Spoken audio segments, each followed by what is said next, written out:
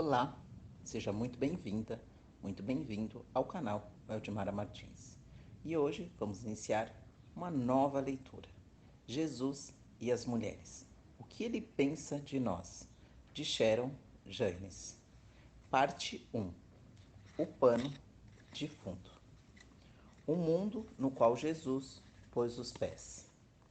Ela era bonita, era inteligente e era apaixonada por Deus. Sentei-me do outro lado da mesa de refeições, pegando a salada e tentando digerir as palavras de Jean. Seus olhos, surpreendentemente verde-azulados, deixavam transparecer uma sombra de frustração com Deus, sobretudo por causa da maneira como, segundo ela, Deus se sentia a respeito das mulheres. Não entendo Deus. Parece que ele é contra as mulheres. Parece que nos destinou ao fracasso. Até nosso corpo é mais fraco e isso convida os homens a abusarem de nós. Vejo em toda a Bíblia como Deus usou os homens de maneira poderosa. Abraão, Moisés, Davi e outros tanto, sempre os homens. E a poligamia, como Deus pôde permitir uma coisa dessa? Hoje há muita violência contra as mulheres. Onde está Deus em tudo isso? Há muita desigualdade e injustiça entre o tratamento dado aos homens e o tratamento dado às mulheres. Que tipo de Deus faz isso? Penso que no fundo Deus não gosta das mulheres. Jean conhecia a Bíblia.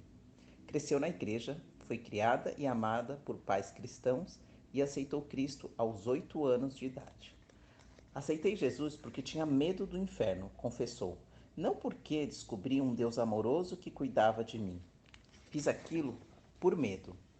O motivo pelo qual Jean se tornou cristã não vem ao caso. Sua decisão foi real. Desde menina, continuou a crescer na fé e chegou a sentir um chamado para o ministério quando cursava a 8ª série. Jean tinha realmente um coração voltado para as coisas de Deus. No entanto, durante a infância e a adolescência, Jean não se sentia bem consigo mesma. Considerava-se inferior ao irmão mais novo e achava que seus pais o favoreciam. Eles davam mais atenção ao meu irmão, ela explicou. E quando brigávamos, meus pais davam razão a ele. Deixe seu irmão em paz, diziam, mas nunca os ouvi dizer, deixe sua irmã em paz. Como costumava acontecer com as crianças, a percepção de Jean acerca de seu pai terreno falseou sua percepção do pai celestial, e a ideia de predileção pelo filho do sexo masculino passou a ser a peneira pelo qual suas interpretações espirituais eram filtradas. Jean formou-se no ensino médio com louvor. Na faculdade, graduou-se em estudos de comunicação. Então, seguiu para o seminário. Quando cheguei ao seminário, comecei a ler algumas opiniões dos filósofos antigos sobre as mulheres, bem como as dos primeiros pais da igreja até o dos teólogos modernos. Fiquei furiosa. Quanto mais lia, mais furiosa ficava. Isso é verdade? As mulheres têm menos valor que os homens? Deus deu preferência a um gênero em detrimento de outro? Enquanto pensava em meu papel como mulher no ministério, eu não conseguia encontrar um exemplo a ser seguido. Agora, enquanto escrevo este livro, Jean tem 26 anos. É formada no seminário e trabalha como secretária numa igreja em expansão. É uma mulher frustrada, confusa e, conforme mencionei antes, visivelmente furiosa. Naquele dia, conversamos durante horas e temos conversado por muitas outras desde então. Jean levantou algumas perguntas interessantes.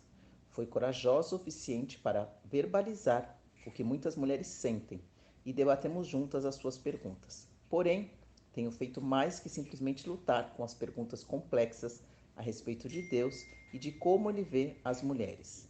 Percorri uma jornada de 12 anos para encontrar respostas a essas perguntas. Deus e eu passamos muito tempo juntos enquanto ele me abriu os olhos para descobrir o que realmente pensa sobre as mulheres. E não vejo a hora de contar a você o que descobri.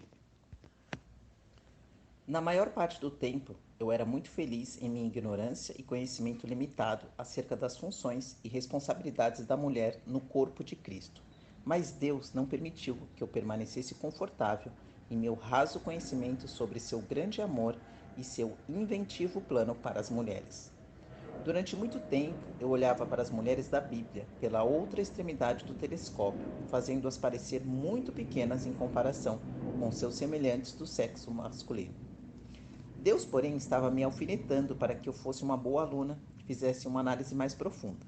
Eu sou muito grata pelos homens e mulheres que me ajudaram a ter uma perspectiva mais clara de como Deus se sente em relação às mulheres. Por mais de uma década, estudei sobre as mulheres e as funções que elas desempenham na Bíblia e orei por elas. Examinei o plano original de Deus na criação, a consequência da queda e o objetivo de Jesus de manter a humanidade livre da ruína do pecado e da escravidão imposta pelo inimigo. Perguntei a Deus como ele realmente se sente a respeito das mulheres, e ele me respondeu por intermédio da vida de seu filho. Quando Filipe pediu a Jesus que lhe mostrasse o Pai, Jesus respondeu: Quem me vê, vê o Pai. Jó 14:9. O autor de Hebreus descreve Jesus como a expressão exata do ser de Deus. E embora eu não me atreva a dizer que conheço a mente de Deus, posso entender seu caráter por intermédio do ministério de Jesus, seu Filho. No decorrer dessa peregrinação, fiquei impressionada com o relacionamento radical de Jesus com as mulheres que cruzaram seu caminho durante os 33 anos que viveu aqui na Terra. Jesus passou por cima das tradições sociais, políticas e de gênero e dirigiu-se às mulheres com respeito devido àquelas que foram criadas à imagem de Deus. Antes, porém, de iniciarmos nossa jornada lado a lado com essas mulheres, precisamos entender o mundo obscuro em que Jesus pisou, o desenrolar do pano de fundo para o plano redentor para as mulheres. No princípio. Quando Jesus chegou a este mundo, naquela noite estrelada em Belém, seu primeiro choro ecoou o grito das mulheres que haviam sido maltratadas e violentadas durante séculos. Na época em que Jesus pôs os pés no solo empoeirado da Galileia pela primeira vez, as mulheres não podiam conversar com os homens em público, ser testemunhas em tribunais, nem misturar-se com os homens em reuniões sociais. Eram consideradas sedutoras, sensuais e a principal causa do pecado sexual. Eram tidas como uma espécie de animal inferior. Os homens divorciavam-se das esposas por simples caprichos e as jogavam fora com uma torrada queimada. As mulheres viviam nas sombras da sociedade, raramente eram vistas ou ouvidas. Semelhante a uma escrava, a menina era propriedade do pai e posteriormente do marido. As mulheres eram analfabetas, desvalorizadas e ignoradas. Como isso aconteceu? Quando e onde começou essa pouca consideração às mulheres? Por certo, isso não estava nos planos de Deus. Tudo começou no Jardim do Éden. Se você já leu meus outros livros, sabe que sempre gosto de começar bem do começo, do princípio. Portanto, é por onde começaremos hoje, do princípio. No princípio, Deus criou os céus e a terra. Gênesis 1:1. Antes da criação do mundo não havia nada. Então Deus falou e o mundo passou a existir. Ele disse: haja, e assim foi. Gênesis 1, 3, 6, 14. Deus enfeitou o firmamento com o sol, a lua e as estrelas. Ajuntou num só lugar as águas e cobriu a parte seca com vegetação e vida em abundância. No sexto dia, Deus decidiu fazer algo especial. Façamos o homem à nossa imagem, conforme a nossa semelhança. Domine ele sobre os peixes do mar, sobre as aves do céu, sobre os grandes animais de toda a terra e sobre todos os pequenos animais que se movem rente ao chão. Gênesis 1, 26. Então o Senhor Deus formou o homem do pó da terra e soprou em suas narinas o fôlego de vida, e o homem se tornou um ser vivente. Gênesis 2, 7. Nos 5 primeiros dias da criação, quando o sol se punha no horizonte, Deus dizia: ficou bom. 6 vezes no final de cada fase de sua obra-prima, ele reiterou sua aprovação. Acompanhamos o ritmo da repetição até uma interrupção repentina das palavras do Criador, quando ele viu o homem sozinho, sem uma companhia adequada. Não é bom que o homem esteja só. Versículo 18. Embora soubesse que não era bom que o homem estivesse só, Deus esperou que Adão chegasse à mesma conclusão. Depois que formou da terra todos os animais do campo e todas as aves do céu, o Senhor Deus os trouxe ao homem para ver como este lhes chamaria, e o nome que o homem desse a cada ser vivo, esse seria o seu nome. Assim, o homem deu nomes a todos os rebanhos domésticos, às aves do céu e a todos os animais selvagens. Todavia, não se encontrou para o homem alguém que o auxiliasse e lhe correspondesse. Gênesis 2, versículo 19, versículo 20. Você consegue ver Adão observando os passos saltitantes e os movimentos rápidos dos animais de dois em dois, macho e fêmea? O vermelho vivo do cardeal macho e sua fêmea de cor cinza discreta.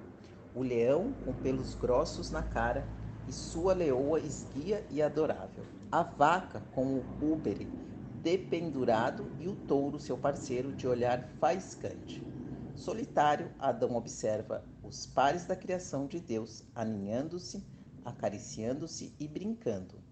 E, ao ver-se cercado por aquelas criaturas barulhentas e um Deus amoroso, Adão percebeu de repente que estava sozinho.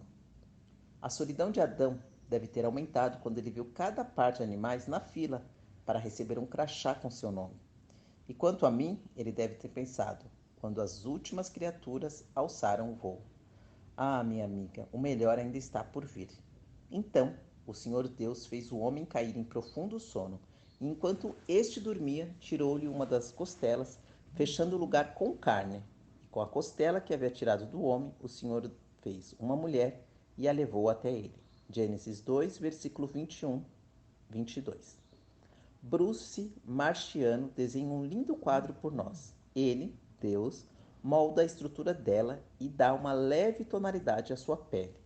Modela sua mente e determina sua forma. Esculpe o contorno do rosto, o desenho amendoado dos olhos e o comprimento gracioso dos braços e das pernas. Muito antes de ela dizer uma palavra, ele firma-lhe a voz no coração para que seu timbre seja harmonioso. Célula e mais célula, carinho e mais carinho. Com cuidado extremo, na criação, ele a ama totalmente. Quando despertou da anistia aplicada por Deus, Adão deu uma olhada na linda Eva. Ele deve ter dito: isto sim é que é bom. Não sabemos ao certo se Adão falou mesmo isso quando pôs os olhos em Eva pela primeira vez, mas sabemos que as primeiras palavras registradas como suas foram proferidas no momento em que Eva se apresentou diante dele. Esta sim é osso dos meus ossos e carne da minha carne. Ela será chamada mulher, porque do homem foi tirada. Gênesis 2, versículo 23. Que linda reprodução das palavras de Jesus. O seu Pai sabe do que vocês precisam antes mesmo de o pedirem. Mateus 6, versículo 8.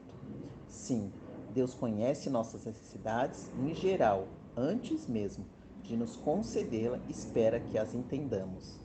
Se ele tivesse criado Adão e Eva ao mesmo tempo, Adão jamais saberia quanto necessitava dela. Eva foi o toque final da obra-prima de Deus e a inspiração para a primeira poesia do homem. Não foi um pensamento tardio, mas o grande finale divino. A mulher foi criada para completar o retrato de alguém feito à imagem de Deus. O homem não poderia fazer isso sozinho.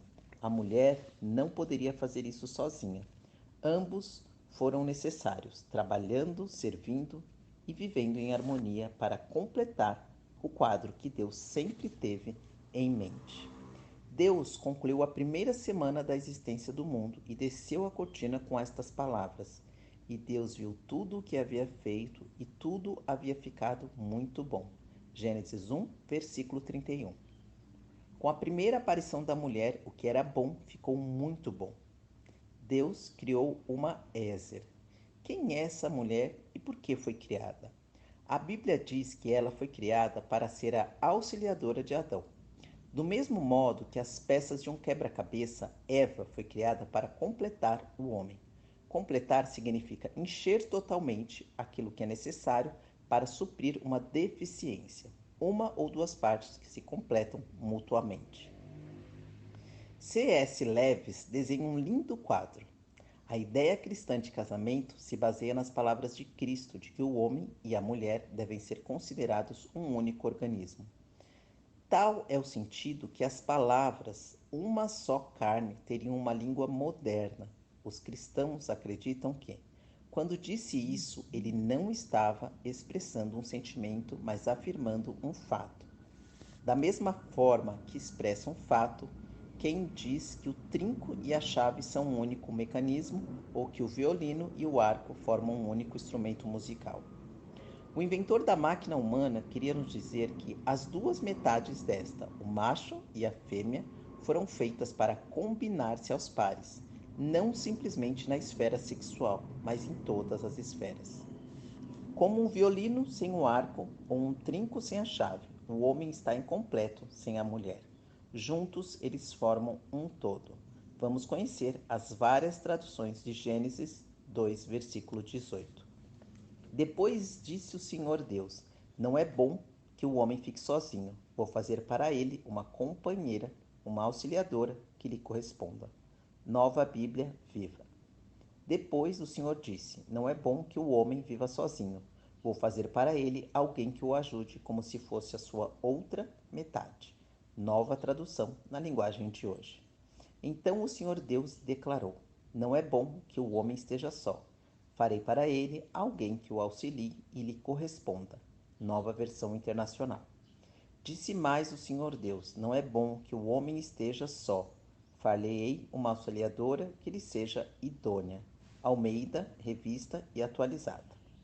Embora cada tradução da Bíblia use uma combinação diferente de palavras, todas mencionam o verbo auxiliar, ajudar, ou o substantivo auxiliadora. É o termo auxiliadora que tem causado tanta discussão e mal entendidos ao longo dos anos. Portanto, vamos tratar desse assunto desde o começo. A palavra hebraica para auxiliadora também pode ser traduzida por parceira. Humberto Cassuto disse: Assim como a costela é encontrada no lado do homem e unida a ele, também a boa esposa, a costela de seu marido, permanece ao seu lado para ser sua companheira auxiliadora e sua alma está ligada à dele. Apesar de algumas mulheres se indignarem só em pensar que são chamadas de simples auxiliadoras, basta ler atentamente as páginas da Bíblia para ver que a auxiliadora ocupa um lugar de grande honra.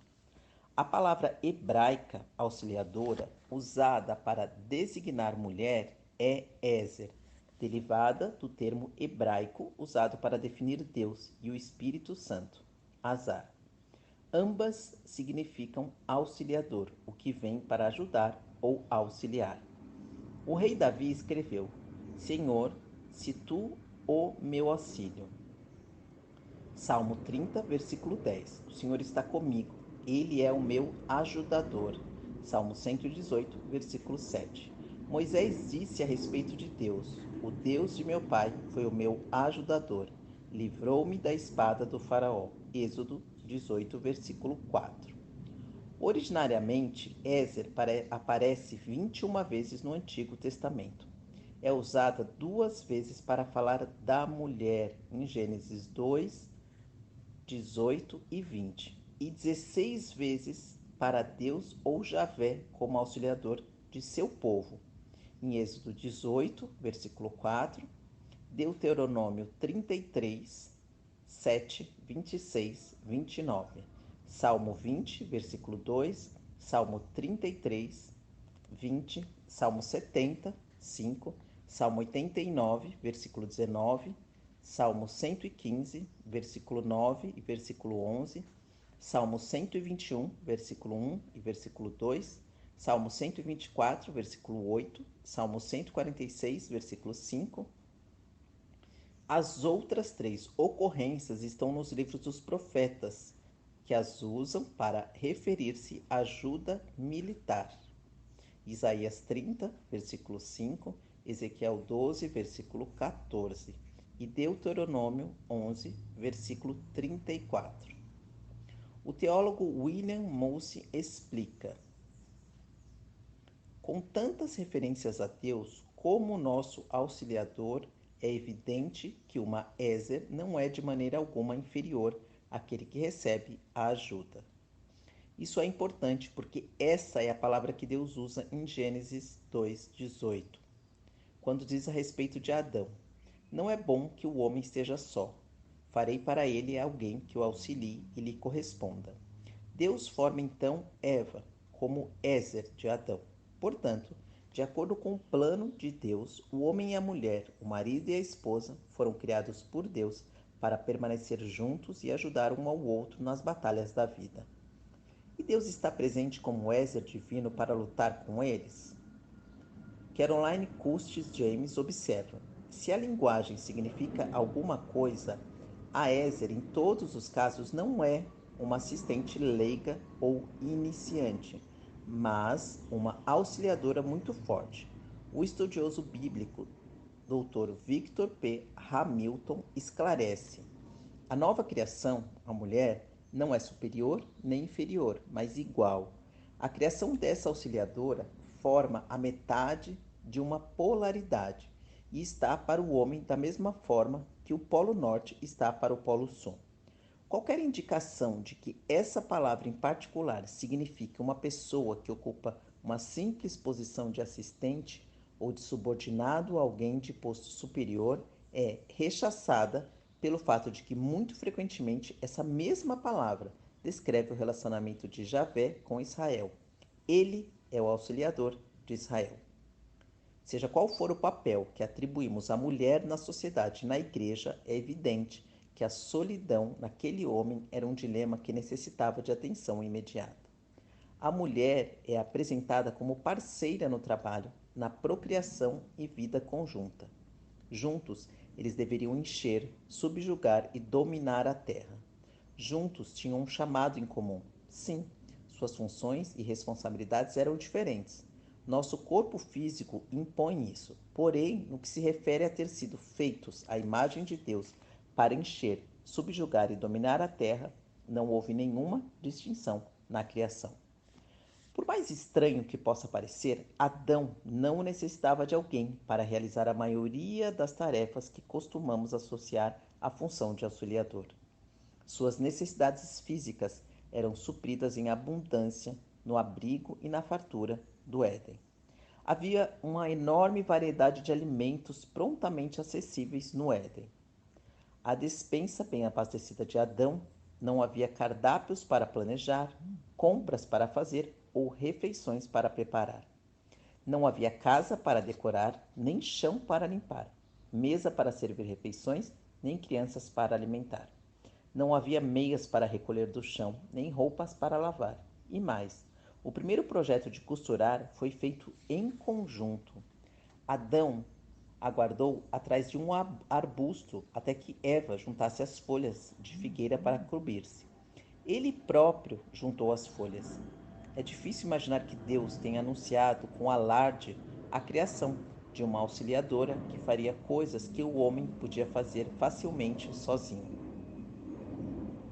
Não me entenda mal, gosto muito de servir a meu marido e tomar conta de suas necessidades. Pode parecer estranho, mas eu gosto de limpar a casa. Mas esses deveres não definem a palavra Ezer. A beleza da palavra Ezer, ou auxiliadora, é que Deus não definiu seu significado. Não discriminou deveres para o homem e para a mulher, nem deu a Adão e a Eva uma lista determinando suas responsabilidades. Deus disse a ambos: sejam férteis e multipliquem-se, encham e subjuguem a terra, dominem sobre os peixes do mar, sobre as aves do céu e sobre todos os animais que se movam pela terra. Gênesis 1, versículo 28. Adão não disse a Eva: você vai tomar conta das aves e eu dos peixes. Eles dominaram e subjugaram juntos. Não há nada mais belo que um marido e uma esposa que verdadeiramente se tornaram uma só carne e deram início à dança simbiótica do casamento, movimentando-se com uniformidade ao som do amor de Deus e ao ritmo da vontade divina, trabalhando juntos para serem os portadores da imagem de Deus no mundo. E quanto à mulher solteira, ela também é uma Ézer? Claro. A mulher foi criada para ser auxiliadora e resgatadora, seja qual for seu estado civil. Antes de me casar, eu era uma guerreira de Deus no reino espiritual, tanto quanto sou agora. Conforme já mencionei, a palavra Ezer é usada 2 vezes no Antigo Testamento para referir-se à mulher como auxiliadora do homem, 16 vezes para referir-se a Deus como nosso auxiliador, e 3 vezes pelos profetas para referir-se à ajuda militar. No entanto, nas 16 vezes em que a palavra é usada para referir-se a Deus, tem também conotações militares. Surpreendi-me ao descobrir que há conotações militares até na descrição da mulher de Provérbios 31, aquela que durante séculos tem sido apresentada como exemplo de piedade. A passagem começa com: mulher virtuosa, quem a achará? O seu valor muito excede o de finas joias. A nova versão chama de esposa exemplar.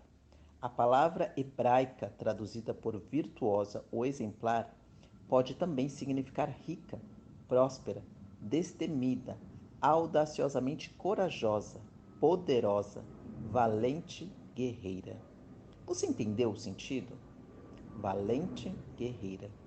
Antes, porém, que você sugira que troquemos nossas roupas esportivas por uniformes militares, vassouras por rifles e sapatos de salto alto por coturnos, reflitas nas palavras de Paulo às igrejas em Éfeso e Corinto, que nos incentivam a permanecer na batalha espiritual como mulheres de oração, usando a palavra de Deus como arma.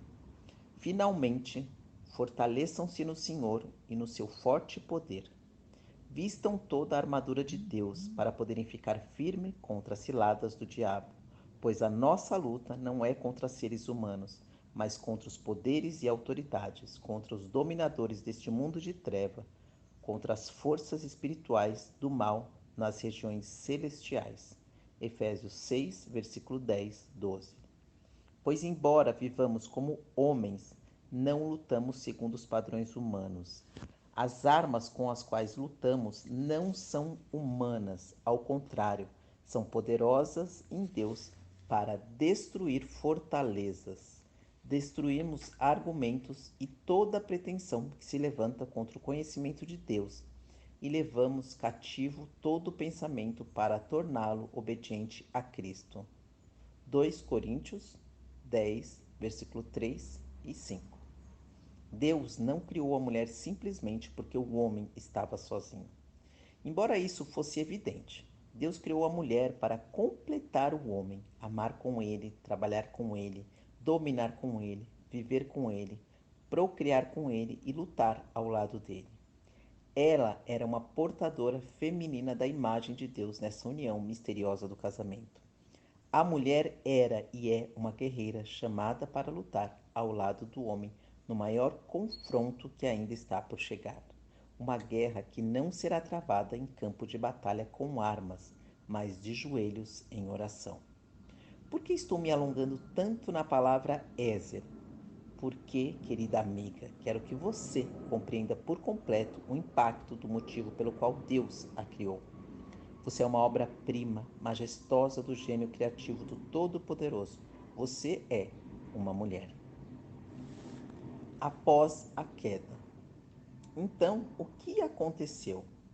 Como foi que a mulher deixou o lugar de honra de que compartilhava como portadora de uma imagem no jardim do Éden para viver oprimida, conforme temos visto ao longo dos séculos? Bom, por enquanto vamos continuar no jardim.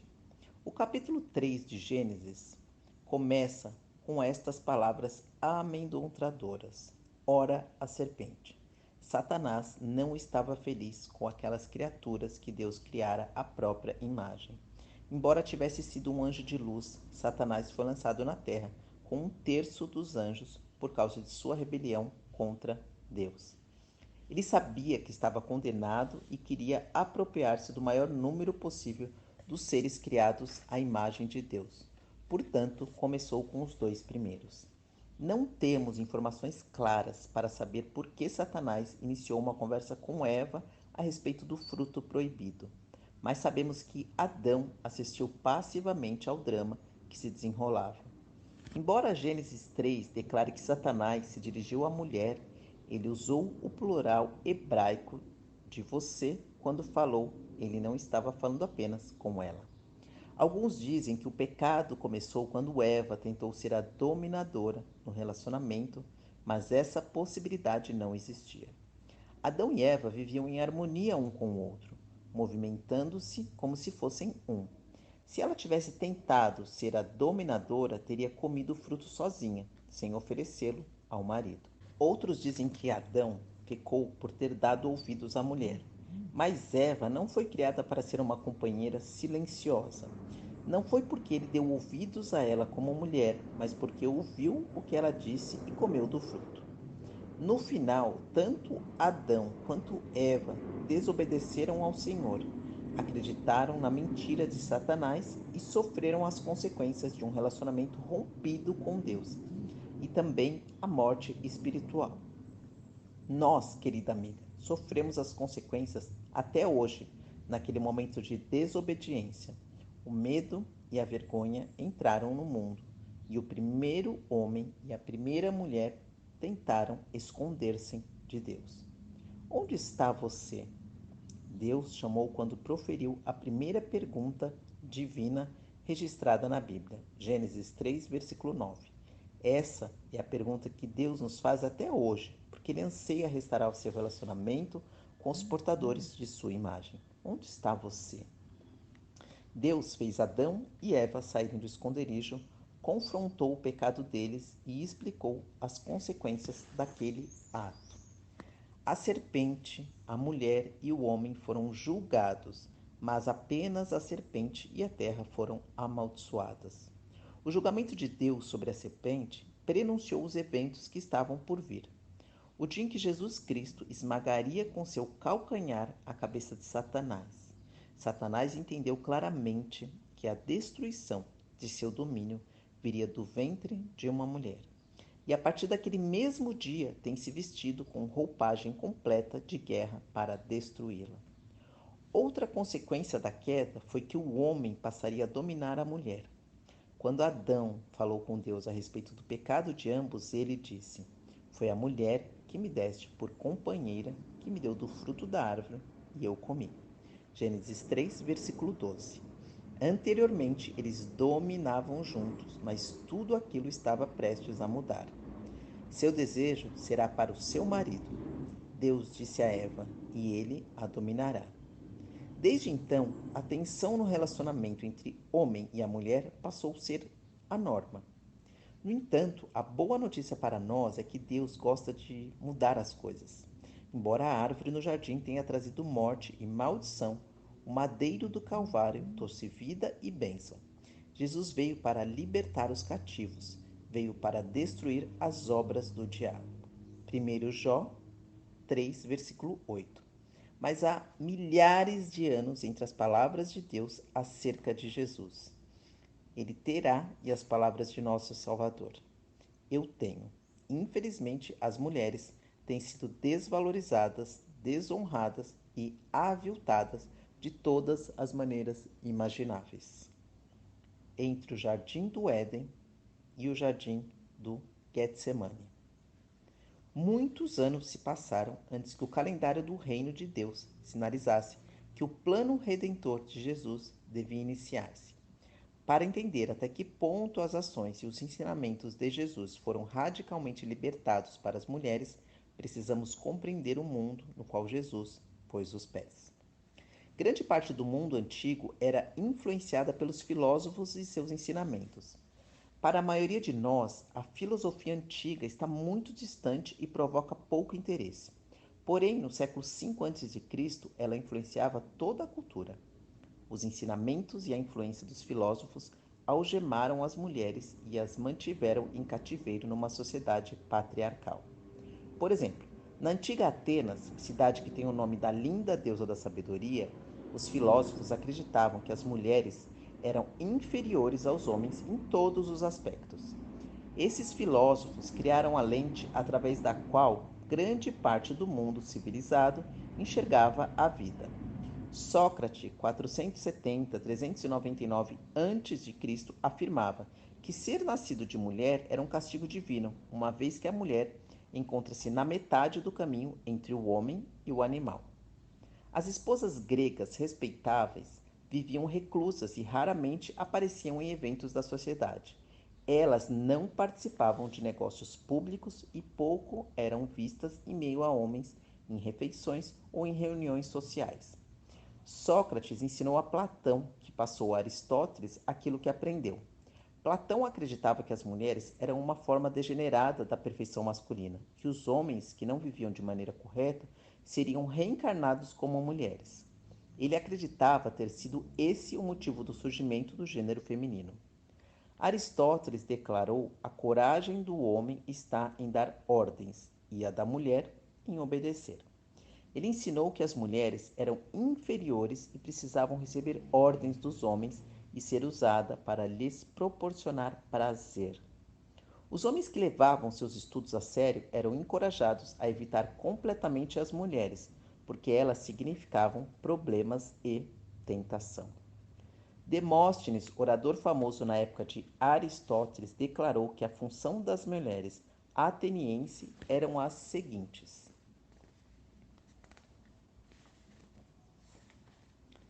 temos cortesãs para nossos prazeres, prostitutas, isto é, escravas jovens para uso físico diário, esposas para nos dar filhos legítimos e cuidar fielmente dos assuntos do lar. Aristóteles deixou ao mundo uma coleção de estudos fascinantes sobre uma variedade de assuntos. Observou a natureza das abelhas e notou que o enxame tinha um líder aparente, que segundo ele era a abelha rei. Somente séculos depois foi que os naturalistas descobriram que o líder era, na verdade, uma abelha rainha. É isso aí, meninas. As moças casavam com pouca idade e não recebiam instrução escolar. Aprendiam apenas a cuidar da casa, nunca saíam sozinhas, não faziam refeições em público com homens, nem participavam da vida da comunidade. As mulheres não só eram consideradas inferiores, mas também uma perturbação e um perigo aos homens que desejavam ser sábios. Os antigos acreditavam que a vida se originava do sêmen do homem, onde minúsculos seres humanos eram armazenados. As mulheres serviam simplesmente de solo, no qual a semente era plantada e crescia até o parto. Eles não sabiam nada a respeito de óvulos e, portanto, tiravam conclusões apenas dos seus olhos nus, conseguiam ver trocadilhos à parte. Foi somente no século XIX que os cientistas descobriram que a mulher tem óvulos. Antes disso, ela era considerada apenas um recipiente. Faz sentido dizer que se as mulheres forem consideradas sujas, serão tratadas como sujeira. Os romanos não viam as mulheres com olhos tão sombrios quanto os gregos, mas acreditavam que elas precisavam ser mantidas sob o controle de um homem. Os romanos tinham ideias mais avançadas quanto às atividades das mulheres fora do lar, desde que não se afastassem da porta da entrada. Se a mulher fosse surpreendida em adultério, a lei romana dava ao marido o direito de matá-la, porque ela era sua propriedade. O homem, contudo, podia ter relações sexuais fora do casamento à vontade. Os homens romanos tinham a tendência de copiar o conceito dos gregos a respeito das mulheres, como objetos de prazer ou fontes de tentação. Por serem muito inteligentes, os filósofos eram obviamente enganados pelo próprio inimigo.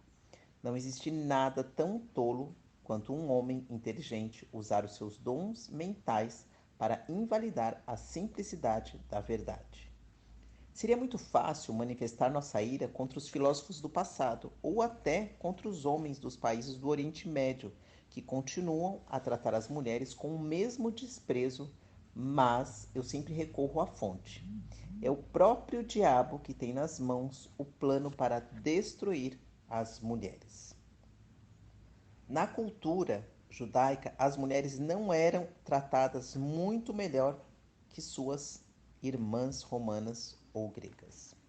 Embora o Antigo Testamento seja recheado de mulheres de grande influência, como Débora, a profetisa, que aconselhou líderes militares, Esther, a rainha, que impediu o extermínio dos judeus, Raabe, a prostituta, que salvou os espiões israelitas dos soldados de Jericó, Abigail, a esposa do fazendeiro, que deteve o plano desnecessário de assassinato idealizado pelo rei Davi.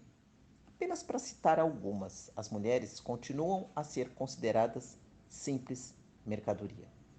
O povo judeu passou a integrar-se mais com as culturas estrangeiras que oprimiam as mulheres e a receber influência dessas culturas. Na época em que Jesus nasceu, as mulheres não tinham permissão para falar com um homem em público, nem mesmo com o marido. Se a mulher se dirigisse a um homem em público que não fosse seu marido, entendia-se que ela estava tendo um relacionamento com ele. E isso era motivo para divórcio. As mulheres eram proibidas de comer no mesmo recinto em que os homens estivessem reunidos, de receber instruções da Torá, as Escrituras, com homens, ou de entrar no pátio interno do templo para prestar culto na companhia de homens. 2000 anos atrás, o rabino Eliezer afirmou que seria preferível que as palavras da Torá fossem queimadas a serem entregues aos cuidados de uma mulher. O rabino não podia sequer dirigir a palavra à sua filha ou irmã em público. Alguns fariseus eram chamados de os feridos e ensanguentados, porque fechavam os olhos sempre que viam uma mulher na rua. Por causa disso, trombavam com muros e casas enquanto andavam. Todas as manhãs, o fariseu começava o dia dando graças a Deus por não tê-lo feito um gentio, uma mulher ou um escravo. A mulher era considerada propriedade de seu pai. Esse direito de propriedade era transferido ao marido quando ela se casava e para o filho quando ela enviuvava. Havia pouca esperança para uma mulher que não tinha nenhum dos três. Não lhe permitiam sair em público sem um acompanhante apropriado do sexo masculino. Essa proibição não era tanto para protegê-la, mas para proteger o nome do marido de alguns deslizes que ela pudesse cometer por conduta imprópria. Qualquer homem que desejasse dirigir-se a ela teria de fazê-lo por meio de seu acompanhante, não diretamente. A mulher não era considerada testemunha confiável e não tinha permissão para testemunhar em tribunais. As vozes femininas e os cabelos esvoaçantes eram considerados sensuais e vistos como tentação para os homens. As mulheres eram tidas como escória da sociedade e responsáveis por grande parte da maldade no mundo. Viviam afastadas da vida social e religiosa da comunidade e eram julgadas inferiores, criaturas sem capacidade para aprender e cujo único propósito era o de cuidar de assuntos domésticos e proporcionar prazer sexual. Eu poderia alongar-me no assunto, mas eu penso que o que vimos seja suficiente para permitir um vislumbre de como as mulheres eram vistas e por quê. Feio, tenebroso, opressivo. Assim era o mundo no qual Jesus pôs os pés. Esse era o pano de fundo para que o mais belo enredo divino, o da redenção, se desenrolasse. Por que Jesus veio ao mundo? João explica, em poucas palavras, para isso, o Filho de Deus se manifestou para destruir as obras do diabo. 1 João 3, versículo 8. Jesus veio para restaurar o plano original de Deus e o propósito para os homens e mulheres que foi distorcido e prejudicado no jardim. Ele veio para restaurar em todos os aspectos a humanidade caída. Parte da restauração incluiu restituir a Eva a posição que ela desfrutava antes da queda. Jesus entrou em cena e viu as portadoras da imagem de Deus escondida nas sombras e trancadas à chave. Ele escancarou as portas. É fácil para nós que vivemos no século XXI ver a interação de Deus com as mulheres como um fato comum, mas na época isso era radical em todos os sentidos da palavra. Jesus chegou a um ponto tão vulnerável que foi bom Deus ter preparado o madeiro. Quando entendemos um pouco da filosofia romana e grega e o tratamento dado às mulheres na época em que Jesus veio ao mundo, podemos entender melhor como foi radical o tratamento que Jesus deu às mulheres. Ele pegou aquelas portadoras degradadas da imagem de Deus e colocou-as no centro do palco para representar o papel principal no plano redentor divino. Em palavras bem simples, Jesus sacudiu a casa. Um novo dia para as mulheres. Quando viramos a página de Malaquias 4, versículo 6, para Mateus 1, versículo 1, um período de 400 anos de silêncio de Deus, temos a sensação de que um novo dia está nascendo no horizonte. Nas genealogias do Antigo Testamento, as famílias eram rastreadas apenas pelos homens. No entanto, na genealogia de Jesus Cristo, 4 mulheres são relacionadas além de Maria: Tamar, Raabe, Ruth e Batseba. A própria menção dos nomes das mulheres é motivo para uma pausa.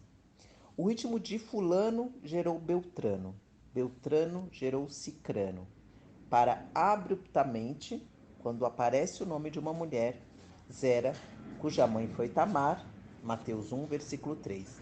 Então a cadência normal é retomada com fulano gerou Beltrano, Beltrano gerou Cicrano.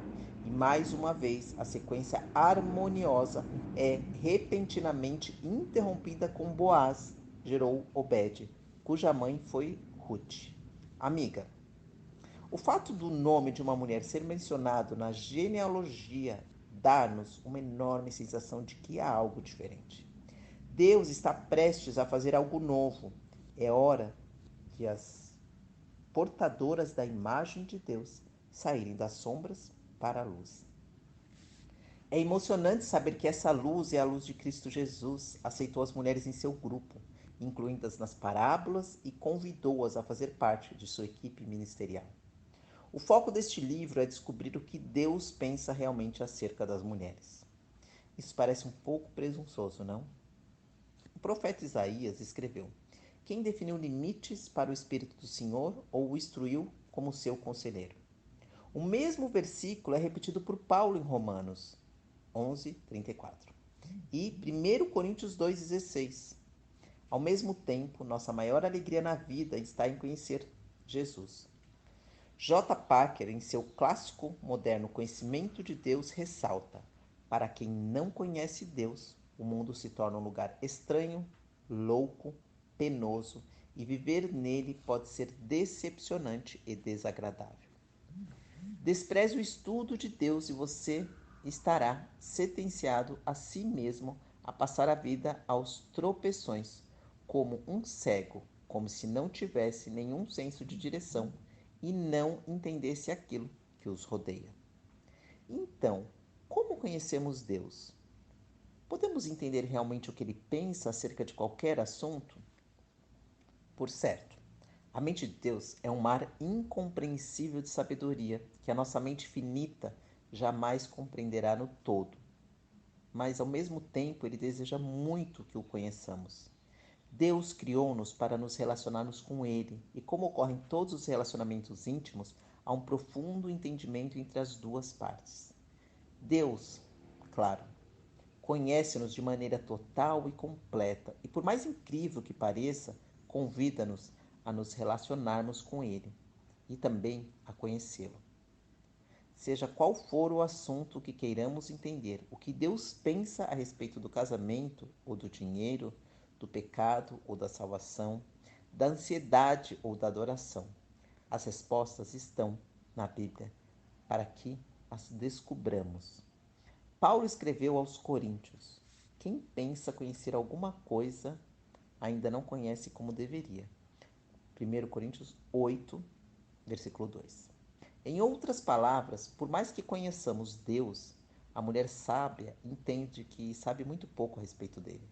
Mas, com essa realidade em mente, lutamos para desenterrar os tesouros escondidos que nos levam a conhecê-lo. Em sua infinita sabedoria, Deus nos proporciona muitas maneiras de aprender sobre seu caráter e seus caminhos. Ao aprendermos a conhecê-lo por intermédio de suas palavras, da criação e, acima de tudo, por intermédio de seu Filho, Jesus, numa de suas últimas conversas com os discípulos, explicou: se vocês realmente me conhecem, conheceriam também o meu Pai. Quem me vê, vê o Pai. Jó 14, versículos 7 e 9. Eugene Peterson, em sua parafrase à mensagem, explica dessa forma: ver a mim é ver o Pai.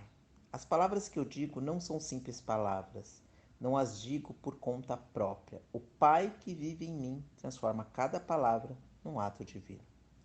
Jesus fala exatamente o que o Pai lhe pediu que dissesse e exatamente o que seu Pai lhe pediu que fizesse. Ele era a imagem do Deus invisível e a expressão exata do seu ser. Podemos saber realmente o que Deus pensa? Até certo ponto, a resposta é sim. Precisamos apenas olhar para a vida e o ministério de seu Filho. O foco deste livro é Jesus e como ele chamou as mulheres para tirá-las das sombras da sociedade e colocá-las no centro do palco. Este livro explica por que ele veio para libertar as mulheres. Uma liberdade que não foi reproduzida por nenhuma outra religião do mundo. O que eu quero dizer com libertar as mulheres? Há dois aspectos dessa liberdade que investigaremos. Jesus veio para libertar as mulheres de, Jesus veio para libertar as mulheres para. Ele não libertou as mulheres apenas para isolá-las na nova ordem chamada Igreja. Ele libertou as mulheres para que proclamassem as boas novas do Evangelho ao mundo e trabalhassem entre os cristãos para edificar o corpo de Cristo. Numa cultura que mantinha as mulheres escondidas no recesso do lar para não serem vistas nem ouvidas, Jesus as puxa dos bastidores para posicioná-las na frente e no centro do palco, iluminando-as com o holofote de seu amor e chamado divinos. À medida que a cortina do Novo Testamento sobe, as mulheres enchem o palco e assumem o papel de estrelas na encenação do grande enredo da redenção divina. Jesus fez escolhas deliberadas acerca do quem, que, quando e onde de seus ensinamentos e milagres. Não foi por acaso que muitas de suas curas ocorreram no sábado. Não foi por acaso que muitas de suas conversas foram com mulheres. Não foi por acaso que muitas pessoas curadas por ele foram mulheres. Jesus tomou as chaves da verdade e abriu as algemas, a fim de libertar as mulheres da opressão que as mantinha cativas nas frestas da sociedade.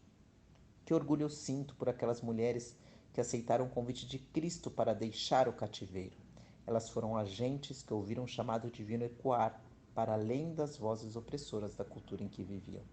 Neste tempo que passaremos juntas, vamos conhecer as mulheres presentes na vida e no ministério de Jesus.